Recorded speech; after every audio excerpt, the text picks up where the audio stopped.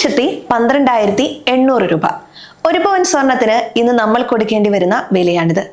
വെറും ഒരു ദിവസം കൊണ്ട് 365 രൂപയുടെ വർധനവ്.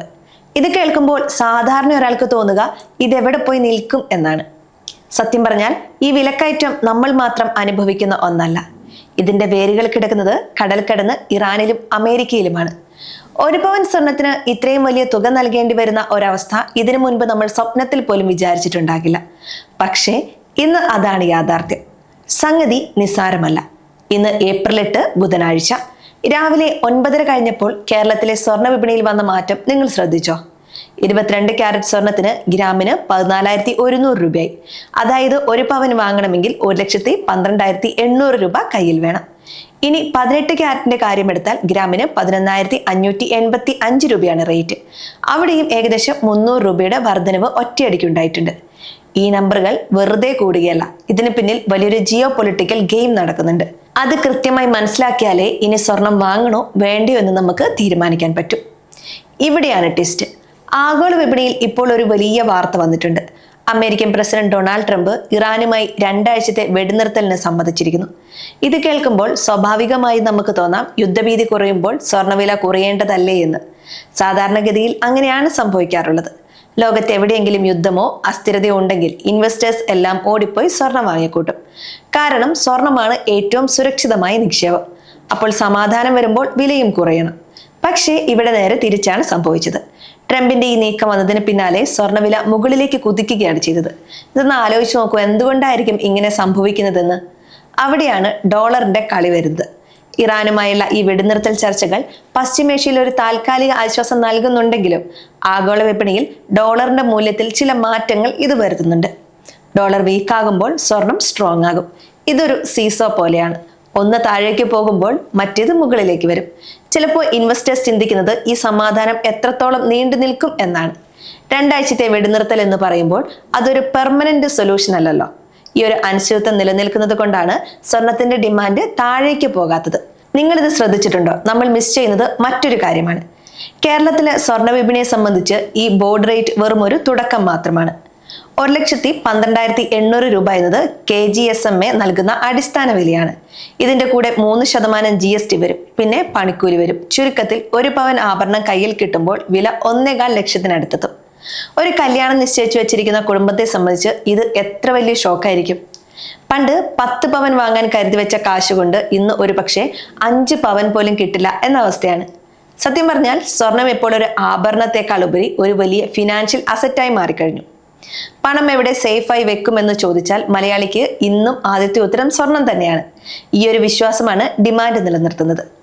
പക്ഷേ ഇവിടെ ഒരു നിമിഷം നമ്മളൊന്ന് ആലോചിക്കണം. ഈ വിലക്കയറ്റം കണ്ട് ആവശ്യത്തിൽ പോയി സ്വർണം വാങ്ങിക്കൂട്ടണോ അതോ വില കുറയാൻ കാത്തു നിൽക്കണോ? നിലവിലെ ട്രെൻഡ് നോക്കിയാൽ റെക്കോർഡ് വിലയായ 1,31,160 രൂപയിലേക്ക് ഇത് വീണ്ടും എത്തുമോ എന്നൊരു പേടി വിപണിയിലുണ്ട്. ജനുവരി 29 നമ്മൾ കണ്ട ഹൈപ്പിലേക്ക് വീണ്ടും മാർക്കറ്റ് പോകാനുള്ള സാധ്യത തള്ളിക്കളയാനാവില്ല. നമ്മൾ സാധാരണക്കാർ ചെയ്യേണ്ടത് ഒറ്റ കാര്യമേ ഉള്ളൂ: മാർക്കറ്റിനെ സൂക്ഷ്മമായി നിരീക്ഷിക്കുക. വെറുതെ ഒരാൾ പറഞ്ഞു എന്ന് കേട്ട് ഇൻവെസ്റ്റ് ചെയ്യരുത്. പ്രത്യേകിച്ച് ഈ യുദ്ധവാർത്തകളും ചർച്ചകളും ഒക്കെ ഓരോ ദിവസവും മാറി മറിഞ്ഞുകൊണ്ടിരിക്കുകയാണ്. ഇന്ന് ഇറാനുമായി സമാധാനം എന്ന് പറയും, നാളെ ചിലപ്പോൾ ചർച്ച പരാജയപ്പെട്ടു എന്ന് കേൾക്കും. ഓരോ വാർത്തയും സ്വർണ്ണവിലയെ ബാധിക്കും. അതുകൊണ്ട് തന്നെ വലിയ തുക ഒന്നിച്ച് സ്വർണത്തിൽ ഇടുന്നവർ 2 വട്ടം ആലോചിക്കണം. ഈ സ്വർണ്ണവിലയുടെ ഗ്രാഫ് ഒന്ന് നോക്കിയാൽ നമുക്കിത് മനസ്സിലാകും. ഇത് പടവുകൾ കയറുന്നത് പോലെയാണ്. ഇടയ്ക്കൊരു ചെറിയ ഇറക്കമുണ്ടാകുമെങ്കിലും അടുത്ത സ്റ്റെപ്പ് അതിലും ഉയരത്തിലേക്കാണ്. KGSMA നൽകുന്ന ഇന്നത്തെ ഈ കണക്കുകൾ വിരൽ ചൂണ്ടുന്നത് വരാനിരിക്കുന്ന വലിയൊരു വിലക്കയറ്റത്തിലേക്കാണ്. അതുപോലെ വെള്ളി വിലയൊന്നും ശ്രദ്ധിക്കണം. ഗ്രാമിന് 260 രൂപയാണ് ഇന്നത്തെ നിരക്ക്. 10 ഗ്രാമിന് 2,600 രൂപ. വെള്ളിയിലും ഈ ഒരു സ്റ്റെബിലിറ്റി കാണാനില്ല. അപ്പോൾ മൊത്തത്തിൽ മെറ്റൽ മാർക്കറ്റ് ഒരു വല്ലാത്ത അവസ്ഥയിലൂടെയാണ് കടന്നു പോകുന്നത്.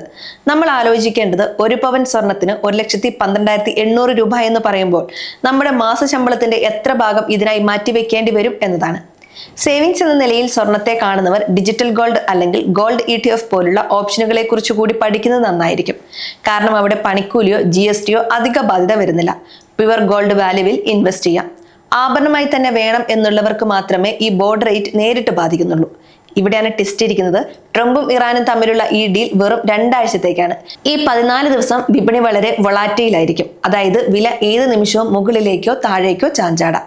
സ്വർണം വാങ്ങാൻ പ്ലാൻ ചെയ്യുന്നവർ ഈ 2 ആഴ്ചത്തെ മൂവ്മെന്റ് കൃത്യമായി വാച്ച് ചെയ്യണം.